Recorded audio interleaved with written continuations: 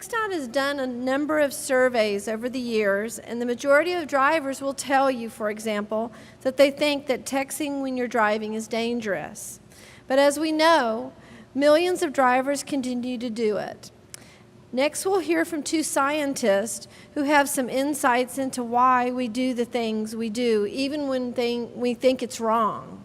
Dr. Art Markman is a cognitive scientist and professor of psychology and marketing at the University of Texas. Art's research explores thinking and influences of motivation on reasoning. He has written more than 150 scientific papers, 2 books including Smart Thinking and Habits of Leadership, and is the executive editor of the Journal of Cognitive Science. He's also a scientific advisor to the Dr. Phil Show and the Dr. Oz Show. Dr. Bob Duke is the head of music and human learning and is a distinguished teaching professor at the University of Texas at Austin. Bob's research explores human learning and behavior. He is the founder of the National Forum on Research in Motor Learning and Music and directs a number of research efforts, including the Psychology of Learning program in Los Angeles. A former studio musician, Bob has written a number of books in Scribe4 software, which is used by behavior researchers around the world. Together, Dr. Markman and Dr. Duke are two guys on your head. And they host a syndicated public radio program produced here in Austin that explores topics associated with the brain and why we do what we do. I'd like to welcome Two Guys on Your Head.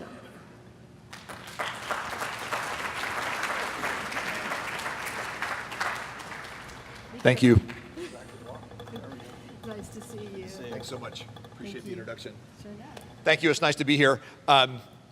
We usually don't do this thing together except on the radio in a studio, so this is sort of a nice experience for us to do this, especially coming on the heels of an attorney talking about the threats of litigation. So we'd like to talk about this from a different perspective, and this has to do with human perceptions of our own capabilities, not just when we drive, but when we do almost anything. Yeah, and I mean, we have to start with the idea that you know, when we talk about distracted driving, this doesn't come as any surprise to the field of psychology. So psychologists have been studying the idea of what they call dual task performance since the 1950s, 1960s. And what we know is that whenever you're doing anything complicated, and driving a car is complicated unless there's nobody else on the road and there's padded walls everywhere, whenever you're doing anything complicated, anytime that you do anything else, you get worse at both things. And if, you know, in the psychology lab, discovering that people do worse on a task when they're trying to add numbers together, when they're also holding digits in mind, there's nothing inherently dangerous about that. And fundamentally, the problem with driving is that while mistakes are rare, they're very costly when they happen. And so, but we've known this for a tremendously long time. And yet, you know, people would ask, well, why do people persist in behavior that we have all kinds of data that show this is a dangerous thing? It's increasing your risk of injury, fatality, lawsuit, whatever. But people never do dangerous things. Exactly, we never do dangerous things. But one of the things that makes this so interesting, I think, to all of us who study human beings, and I think to all of you who are in charge of managing other human beings, is the extent to which we misperceive our own capabilities. And really, if there's one message we leave you with today, it is the sense that the way you help someone understand what their capabilities truly are has to include something other than what we're doing right now, which is telling them about it. I mean, if you think about any of our own experiences, and just in your own life right now, things that you know you probably shouldn't do, that you do. By show of hands, I don't want to know what they are. How many of you in the last month have done something that you know you probably shouldn't have done? Anyone? Okay, a couple of you. All right, all right. That's enough said. Right, and it's not because you don't have the information to know why you shouldn't do it, right? I mean, it's not an information thing, and that's something I think for us to convey today about you in working with employees and other people in your charge who you're trying to help make better decisions about what they're doing when they're driving. Just telling them things isn't going to do it. That's right. Ask yourself the question, when was the last time somebody told you something And just by hearing that thing, it fundamentally changed your behavior forever. Okay? Really, that may never have happened to you, and if it has, it's happened maybe once. Yeah. Which means that just, and so often what we think we're trying to do is if we could just find the right way to say it, if we said it scarily enough, or if we said it firmly enough, or with enough conviction, that would be the thing that would push everyone over the edge, and they'd say, oh, now I'm never going to text again, even when I'm running late somewhere and somebody's going to be angry with me if they don't find out what all of these other circumstances in life filter in, and that's one of the fundamental reasons why simply telling something to somebody isn't going to change their behavior. I mean, the things that we learn best and the things that we believe the most are things that we've experienced. And one of the things working against people not driving while talking on a cell phone, let alone texting, but even talking on a cell phone, is the fact that for many people who do that on a regular basis, they do that on a regular basis without any consequences. And what we're talking about when we're trying to convince someone to change their behavior in some way is trying to talk to them statistically when we as human beings don't think statistically.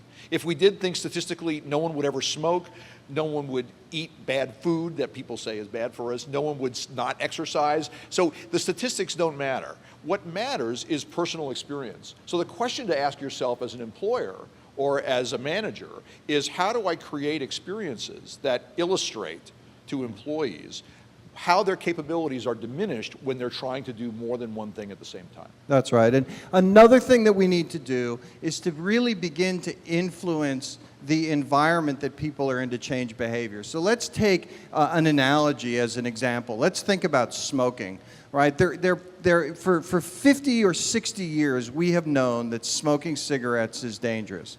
And yet, smoking rates didn't really begin to decline significantly in the U.S. until about 25 years ago.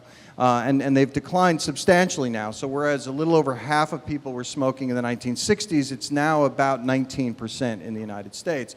How did that happen? It didn't happen by just saying to people, don't smoke. In fact, there's evidence that those big warnings on the sides of cigarette cartons actually have the opposite effect. When people read those warnings who are addicted smokers, it actually increases their need to smoke because they kind of push the negative part of that message out of their mind, and all they're left with is, ooh, smoking.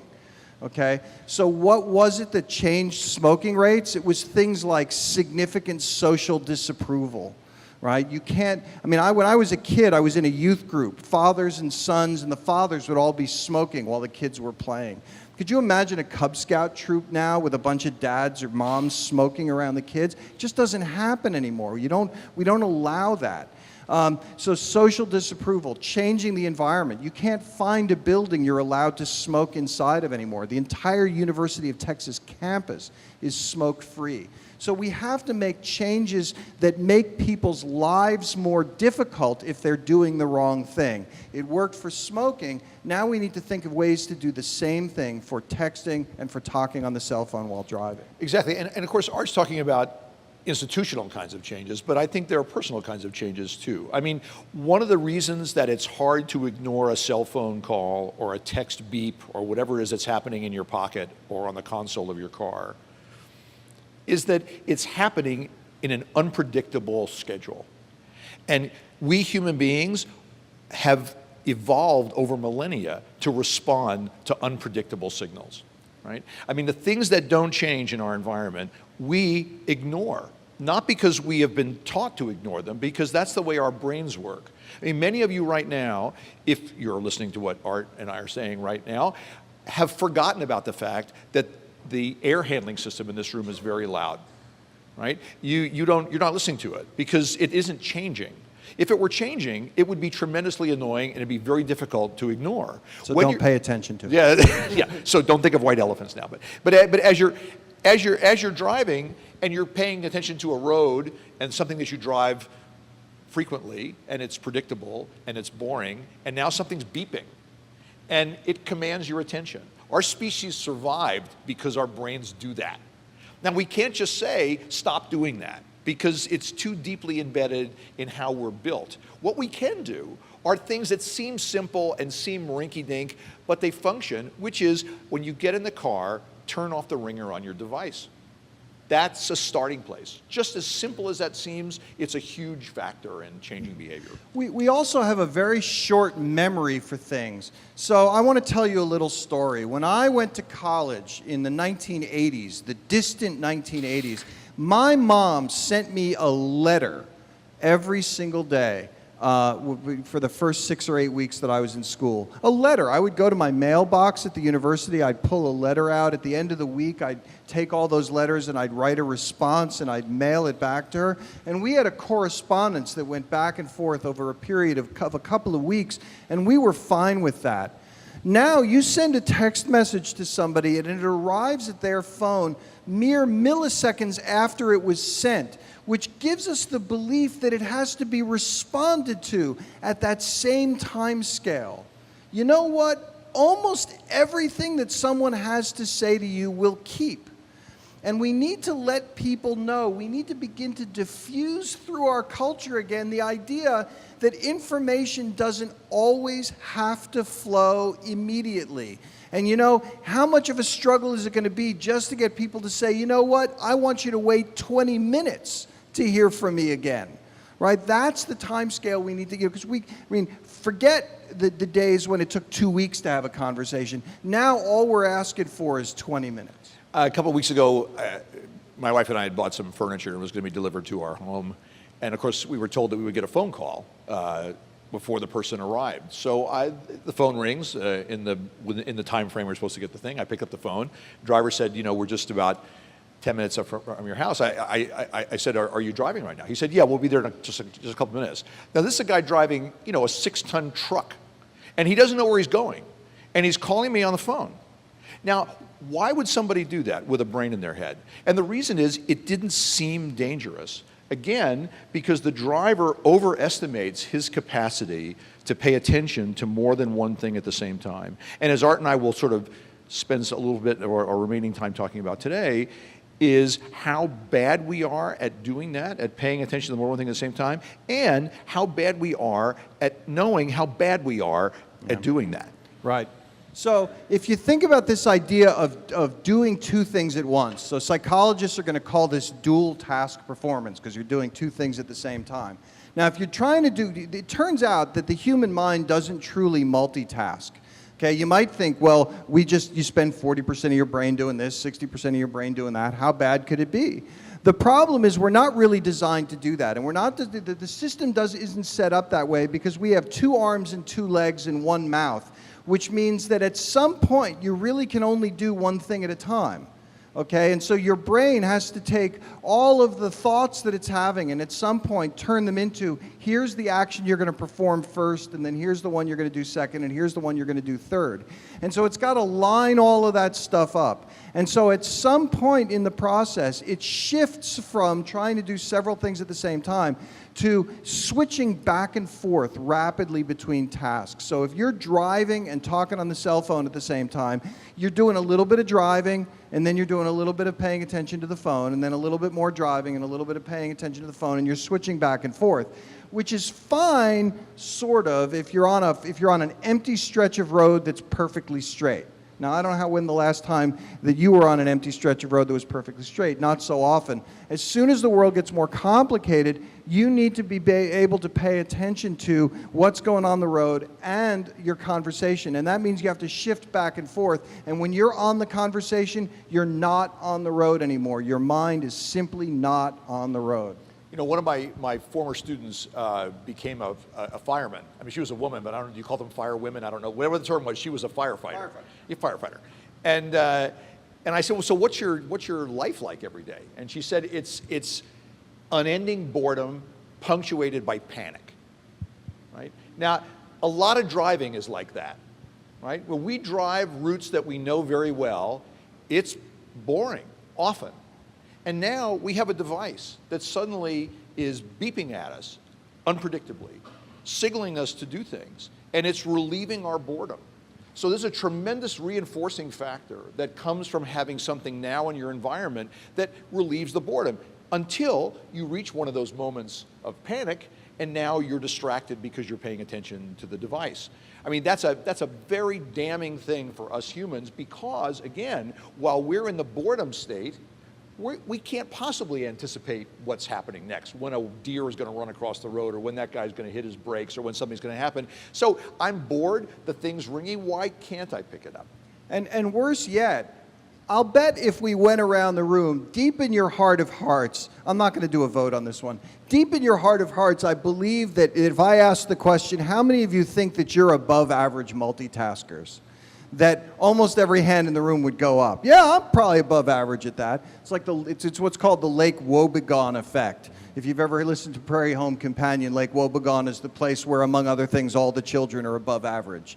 And of course, not everyone can be above average. That's what an average is all about. But the thing is, a lot of us believe that we're better multitaskers than we really are. And you could ask the question, why is that? And a big reason for that is if you were to take your brain and open it up, and I don't recommend doing that here, but if you were to, the areas of your brain that are involved in shifting back and forth between different tasks that you're doing are right up here in the frontal lobes of the brain, sort of above your eyes. And it turns out if you then looked at the areas of your brain that you use to monitor your own performance, to figure out how well you're doing, lo and behold, it's a lot of the same areas of the brain. Which means that if you're trying to do two things at once, you are soaking up those very areas of the brain that you need to use to figure out how well you're doing when you're doing two things at once. So you actually have no earthly idea how well you're doing when you're trying to do two things at once. Yeah, and you know, one of the things that's interesting about us as human beings is our perceptions are often quite different from the reality of the circumstances. I'll do a little demonstration now with all of you, if you'll indulge me in this. If you'll take one of your hands and put them in front of your face, and you can see your thumb in front of your face, and I'd like you to focus on your thumb, right? And then I'd like you to take one of your other hands and hold it out to the side, but still in your view, and keep focusing on your thumb, and think about the fact that the hand that's in your peripheral vision is completely out of focus. You can't focus on it unless you turn your visual gaze to see the other hand. In fact, the amount of our visual field that's in focus is tremendously small. But we don't recognize that at all, because what our brains do is fill in things with things that we've seen before, things that we expect to see, and what that illustrates is how we misperceive not only the environment that we're in often, but we misperceive our perceptions of the environment. And when Bob says that the area of good vision is very small, he actually means this is how small it is. You take that thumb at arm's length, it's actually the size of your thumbnail. That's the amount of very clear vision you have. So just this very tiny area of cells at the back of your eye. Everything else is really blurry. But you don't see it that way, partly because your eyes are moving around, partly because you're filling stuff in. And part of what that means is that you can actually miss things that are going on in the environment, particularly when you're distracted. Yeah. Right? So one of the things that they show in simulators with this, they'll sit somebody down in a driving simulator, have them talk on the cell phone while they're driving. They will show that people driving those simulators will hit a certain number of objects that they were looking right at.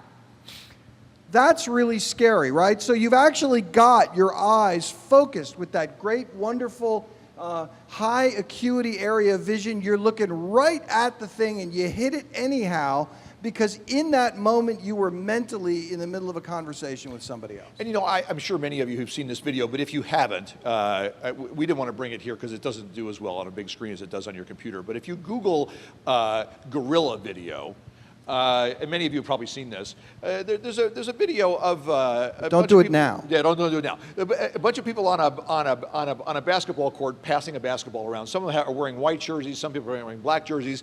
And the task that you're given is count the number of times someone with a white jersey gets the ball. And so now you're focused your attention on how often someone with a white jersey gets the ball. And what happens in the middle of the video? A person in a gorilla suit walks into the field of view, pounds his chest, I assume it's a he, and then walks off the other side of the screen. Now, the majority of people never see the gorilla. Now, that just seems impossible to believe, and that's why I say you should do it yourself and watch the video and count. And even though you know there is a gorilla coming, many of you will still miss the gorilla. Now, what that says about distraction is this, and it's why many people misperceive what they can do, is that we think texting is bad because it takes our eyes off the road.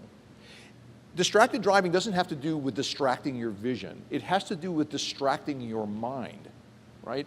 And talking and carrying on a conversation with someone who's not in your environment is every bit as distracting as taking your eyes off what you're doing periodically, right? It's possible, as Art was saying, to look directly at something and not see it because our minds are focused somewhere else. Again, that's something that I think many people find hard to believe until you actually demonstrate it for them. And as we were saying earlier, if there's a goal to change the thinking of people who you care about, whether it's your own family, people who work for you, whoever it happens to be, explaining things to them won't do it. Yeah. You have to demonstrate things for them that change the way they think. And ask people questions like, when was the last time you, and here's a good one, when was the last time you checked your watch and then a minute later checked it again because you actually realize you have no idea what time it is, right? I mean, so how could that be, right? How could you look at your watch and take all that information in and then have no clue what it was you just saw? Well, it's the same thing, right? Because chances are you were thinking about something else at the time,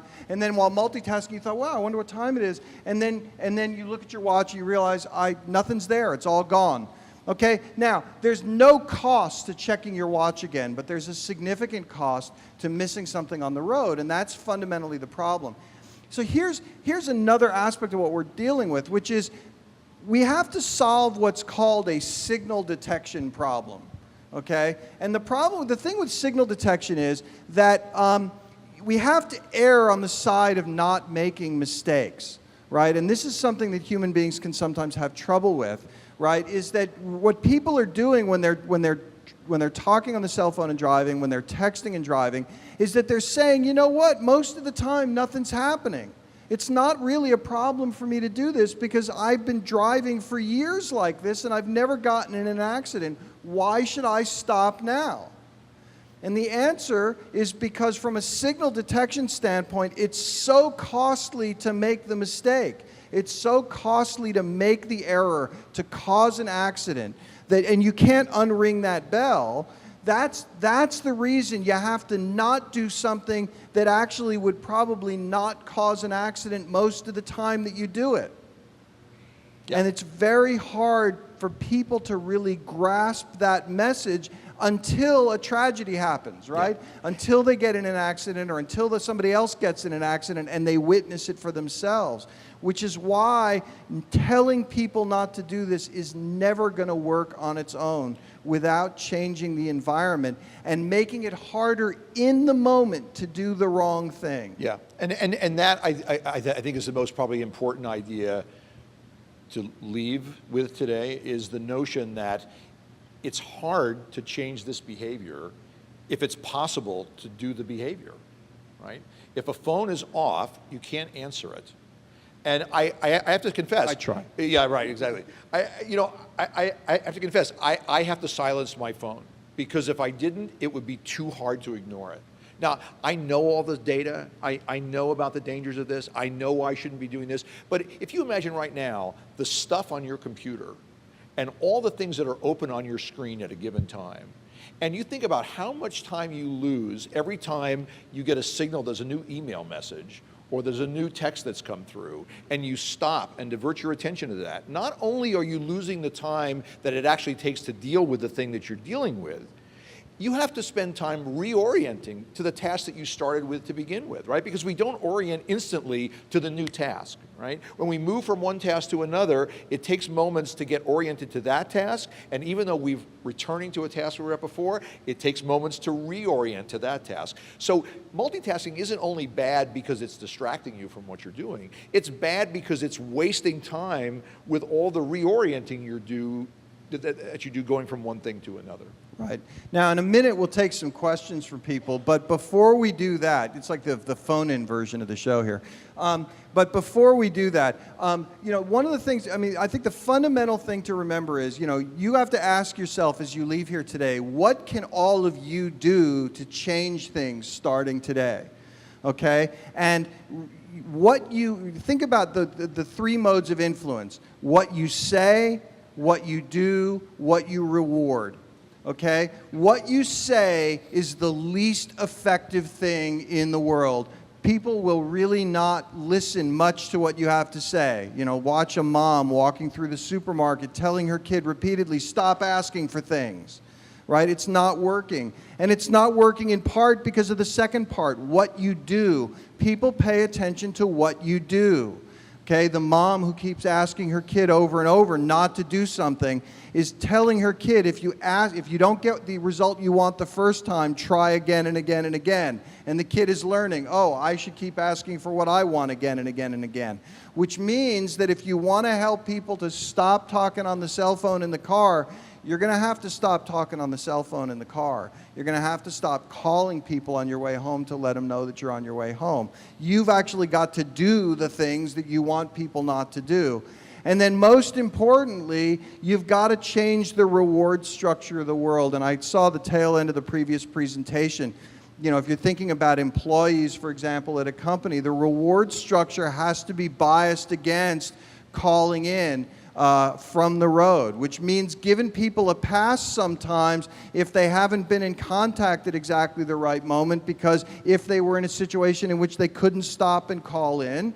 And on the other hand, making sure that that reward structure also forces people, you know, to avoid doing the things they're not supposed to do. Because if people are not, because the reward structure is everything for us. We respond to what we're rewarded to do. Right, and you know, we wouldn't think that a beep or an email could be rewarding, but those things are especially rewarding because sometimes they're pleasant.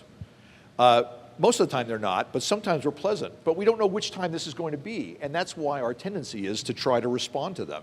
And I think an experiment that all of you can try yourselves the next time you get back to your offices is to tell yourself, I will only answer email between 5 minutes to the hour and the hour. That's it.